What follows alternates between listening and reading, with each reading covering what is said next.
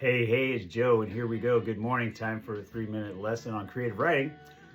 One of the questions that I've received a couple times in the last few reels I've done is what do I mean when I talk about a character-driven narrative versus say like I do a lot of outlining. I know where I want my story to go from A to Z.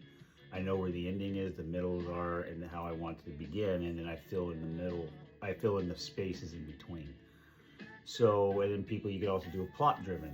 We want this sort of action to occur. We want this sort of motivation and this problem to be overcome, this adventure to be had.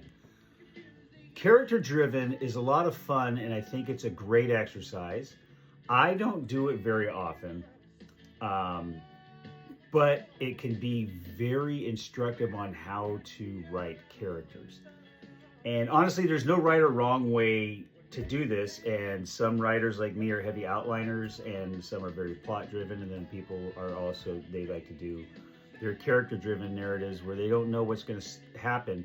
They start with a character and they go with it. And so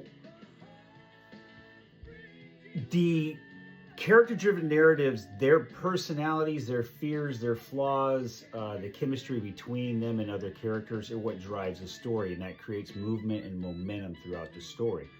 And sometimes that's a little bit wild and fun because you don't know where they're going to take you. The plot-driven story usually says, well, here's what has to happen next. And the character-driven story is more like, what would this particular character or person that I've created do in this situation? And so those aren't always going to jive. You may have an idea that you want a certain thing to happen. Your character's like, nope, peace out, I'm not doing that. Which is crazy because you're making them up. They're a figment of your creativity and imagination and experiences and stereotypes and just desires and all sorts of different motivations for them.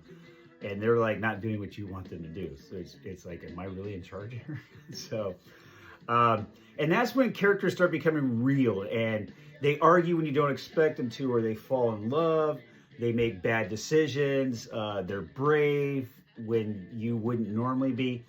And that's frustrating because sometimes they refuse to cooperate with your outline or your ideas. And so I think that a lot of new writers get stuck because they're trying to force characters to go through a sequence of events that their characters really wouldn't or don't want to do.